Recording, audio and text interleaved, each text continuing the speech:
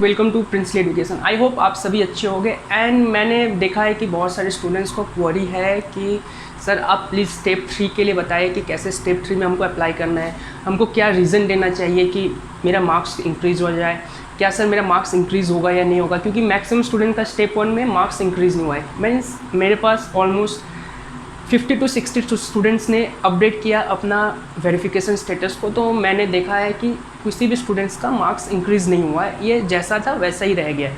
तो इसका पीछे का कारण क्या है, मैंने आपको ऑलरेडी बता दिया था। स्टेप 1 में आपका जो कॉलम होता है, टोटलिंग का कॉलम होता है, उसको चेक किया जाता है। आपको पता ही होगा CBSE स्टैंडर्ड टीचर से पेपर चेक कराता है। सो टोटलिंग में रॉन्ग होने का बहुत ही लेस चांसेस रहता है, इसीलिए मैक्सिमम स्टूडेंट्स का मार्क्स सेम ही रह गया। सो आप सबको अभी डाउट होगा कि मेरा क्या सर मार्क्स इंक्रीज़ होगा। तो देखिए, जिन स्टूडेंट को कॉन्फिडेंट है कि आपका मार्क्स इंक्रीज़ होना चाहिए, तो आप स्टेप 2 में जाइए। स्टेप 2 में अपना आंसर शीट को ऑब्टेन कीजिए। ऑब्टेन करने के बाद क्या कीजिए, अपने आंसर शीट को खुद से एक बार वेरीफाई कीजिए, आपने जो लिखा है सही लिखा था या गलत लिखा था। अगर आपसे नहीं हो पा रहा है तो आप अपने स्कूल के टीचर से कांटेक्ट कीजिए, इनको दिखाइए अपने आंसर शीट को, एंड इधर से बोलिए टीचर्स को, रिक्वेस्ट कीजिए मैम देखिए कहीं पे चांसेस है मार्क्स इंक्रीज़ होने का या नहीं। क्योंकि टीचर्स को ज़्यादा अच्छे से आइडिया रहता है मार्किंग स्कीम के बारे में। पर भी मैं आपको एक छोटा सा ब्रीफ डिस्क्रिप्शन दे दूंगा कि कैसे आप खुद से चेक कर सकते हैं, जिससे आप घर बैठे भी अपने marking scheme and answer sheet को वेरीफाई कर सकते हैं। And most important, compartment exam वाले स्टूडेंट्स के लिए बहुत सारे स्टूडेंट बोल रहे हैं सर क्या कंपार्टमेंट एग्ज़ाम कैंसिल होगा। तो देखिए स्टूडेंट, कंपार्टमेंट एग्ज़ाम कैंसिल होना या ना होना सारे गवर्नमेंट के ऊपर है एंड CBSE के ऊपर है। अगर CBSE ने नोटिफिकेशन ला दिया कि कंपार्टमेंट एग्ज़ाम कैंसिल होना चाहिए तो कैंसिल हो जाएगा। एंड मेरे ओर से एंड मेरा भी रिक्वेस्ट है CBSE को कि कंपार्टमेंट एग्ज़ाम कैंसिल कर देना ज़्यादा बेटर होगा। क्योंकि ये जो सिचुएशन है, इस सिचुएशन में कोई एग्ज़ाम को कैरी आउट कराना बहुत ही डिफ़िकल्ट है एंड बहुत ही रिस्की है फॉर अ स्टूडेंट। सो मैं CBSE से यही रिक्वेस्ट करूँगा कि पॉसिबल हो तो internal marks and pre board के मार्क्स को कंसीडर करके स्टूडेंट्स को पास कर दें। तो चलिए वीडियो को स्टार्ट करते हैं। एंड यहाँ पे मैं आपको बताता हूँ कैसे आप स्टेप 3 में अप्लाई कर सकते हैं। इससे पहले मैं आपको डेट्स बता देता हूँ कि बहुत सारे स्टूडेंट डेट्स को मिस कर दे हैं। तो स्टेप 2 के लिए डेट्स क्या है आप देख लीजिए। क्लास 10 4 अगस्त से 5 अगस्त याद रखिएगा। एंड क्लास 12 1 अगस्त से लेके 2 अगस्त। स्टेप 2 का डेट से आपको याद रखना है। एंड स्टेप 3 का डेट क्या है, 10 अगस्त से लेके 11 अगस्त क्लास 10 एंड 6 अगस्त से लेके 7 अगस्त क्लास 12।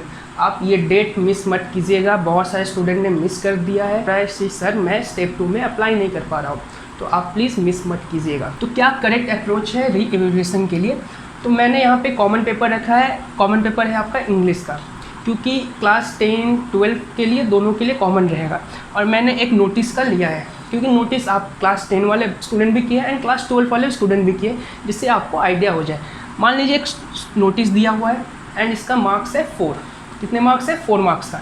तो यहाँ पे देखिए मार्किंग स्कीम दिया हुआ है। मार्किंग स्कीम क्या है, format. The format should include issuing authority, the word, notice, heading, date and writer's name with designation।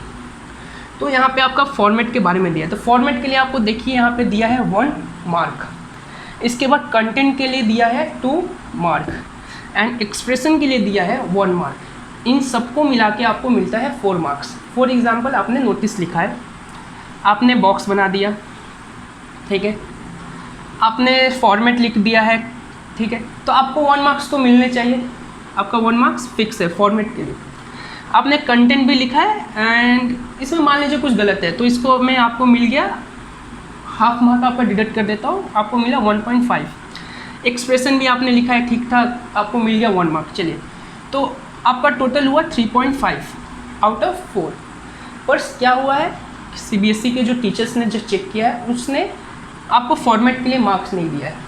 या हो सकता है आपने कंटेंट लिखा है लेकिन कंटेंट के लिए आपको मार्क्स अलॉट नहीं किया गया एंड आपको दे दिया है यहाँ पे 2.5 या 2।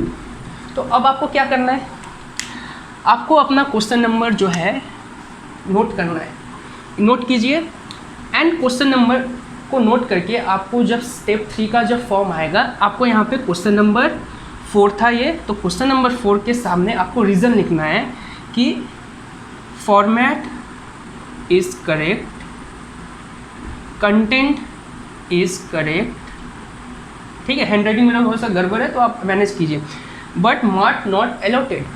तो आपको ऐसे के आपको रीज़न देना होगा कि आपको मार्क्स क्यों नहीं अलॉट हुआ है। आपको इस टाइप में अपडेट करना होगा CBSE के वेबसाइट पे कि आपको क्यों लगता है कि यहाँ पे मार्क्स इंक्रीज़ होना चाहिए।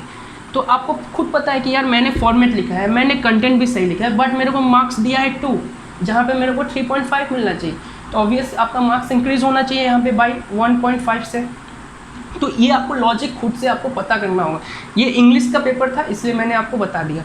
कॉमन पेपर है क्लास 10-12 के बच्चों के लिए, एंड जिनका फिजिक्स हो, मैथ हो, सोशल साइंस हो, SST हो, साइंस हो, या कोई भी सब्जेक्ट हो, इकोनॉमिक्स हो, आपको यही स्टेप को फॉलो करना है। आपको अपना मार्किंग स्कीम के अकॉर्डिंग जाना होगा। एंड मार्किंग स्कीम कहाँ से मिलेगा, अब बहुत बड़ा इंपॉर्टेंट क्वेश्चन है। देखिए मैंने ऐसे तो CBSE को वेबसाइट पे आ जाना चाहिए स्टेप 3 से पहले।